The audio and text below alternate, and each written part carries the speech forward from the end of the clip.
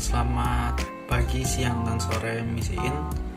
Sekarang saya akan berbicara tentang project Bahasa Indonesia yang berbicara tentang esai. Dan pada tugas ini saya memilih esai pribadi sebagai esai pilihan saya. Nah, awal-awal saya akan berbicara tentang apa itu esai. Istilah esai adalah suatu karangan atau karya tulis termasuk dalam prosa yang membahas suatu masalah secara sekilas dari sudut pandang pribadi sang penulis. Terus saya akan menyebutkan beberapa jenis esai yang telah diminta oleh MCIN. Yang pertama ada esai deskriptif, adalah jenis esai yang mendeskripsikan tentang seseorang atau benda subjek atau objek. Lalu ada esai tajuk. Tajuk adalah jenis esai yang biasa dimuat pada surat kabar atau koran. Lalu ada esai cukilan watak. Dalam esai jenis cukilan watak ini mungkin seorang penulis menjelaskan cukilan atau cuplikan watak seseorang terkait isu kepada para pembaca. Lalu ada esai pribadi. Esai pribadi ini juga hampir mirip dengan esai cukilan watak, namun dalam esai pribadi penulisnya bercerita tentang dirinya sendiri dalam esai tersebut. Lalu ada esai reflektif, adalah esai yang ditulis untuk merenungkan suatu isu, baik politik, kebijakan pemerintah, dan isu-isu penting lain.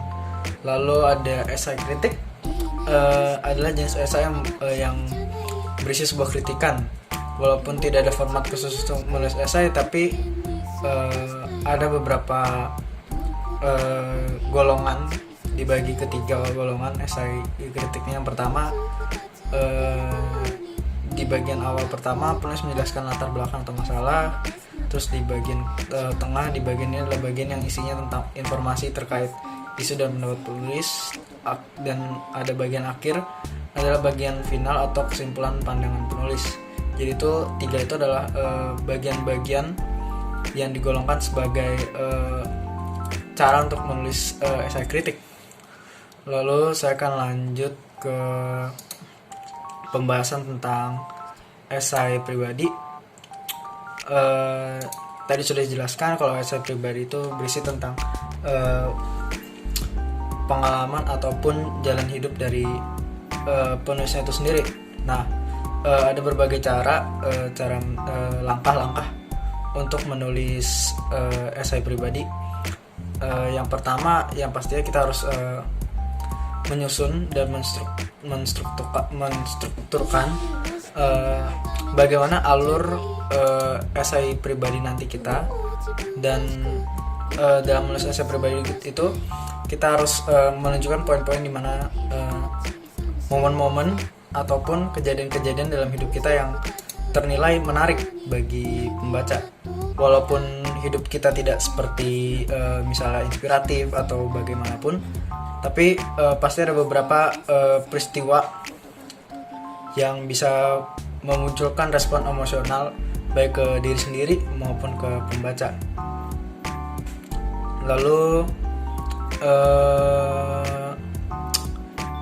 bisa juga menulis tentang berbagai hubungan kita dengan orang-orang sekitar kita.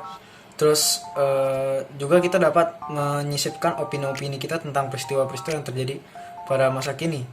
Lalu seperti yang selanjutnya, kita bisa membuat kerangkanya mulai dari pendahuluan, isi, kesimpulan, dan penutup. Nah, kesimpulan dan penutup itu sebetulnya digabungkan jadi satu, namun tergantung bagaimana penulis dapat membuat esainya sendiri. Lalu saya akan berbicara tentang bagaimana esai pribadi itu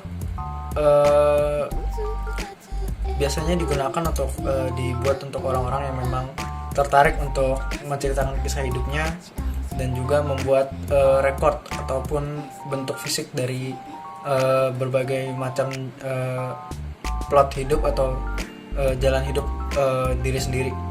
Dan biasanya orang-orang menulis itu memiliki peristiwa hidup yang menarik.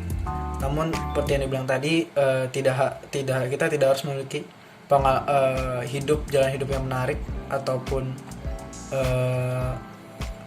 dapat memancing atraksi dari pembaca. Namun kita bisa menyisipkan berbagai momen-momen istimewa dari hidup kita sendiri. Nah, lalu penutupannya, kesimpulannya adalah dari berbagai macam esai pribadi itu merupakan salah satu esai yang berdiri pada gagasan untuk menyisipkan jalan hidup kita sendiri ke dalam esai tersebut. Dan biasanya seperti yang kita lihat dari esai pribadi itu, yang kita cari adalah momen-momen istimewa ataupun kisah-kisah inspiratif dari penulis itu sendiri. Itu saja, sekian dan terima kasih.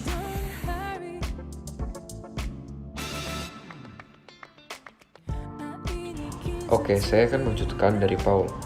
Di sini saya akan menjelaskan tentang kritik. Definisi kritik. Kritik adalah proses analisis dan evaluasi terhadap sesuatu dengan tujuan untuk meningkatkan pemahaman, memperluas apresiasi, atau membantu memperbaiki pekerjaan.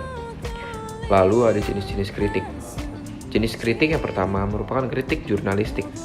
Tipe kritik ini ditulis untuk para pembaca surat kabar dan majalah atau disampaikan secara terbuka. Tujuannya memberikan informasi mengenai berbagai peristiwa dalam dunia kesenian. Isi dari kritik jurnalistik ini berupa ulasan ringkasan yang jelas tentang suatu pameran, pementasan, konser atau jenis pertunjukan lain. Lalu yang kedua ada kritik pandagogik. Tipe kritik ini diterapkan dalam kegiatan proses belajar mengajar di lembaga pendidikan kesenian. Jenis kritik ini dikembangkan oleh guru kesenian. Tujuannya yang utama merupakan mengembangkan bakat dan potensi artistik estetik peserta didik agar mempunyai kemampuan mengenali bakat dan potensinya. Yang ketiga, ada kritik ilmiah.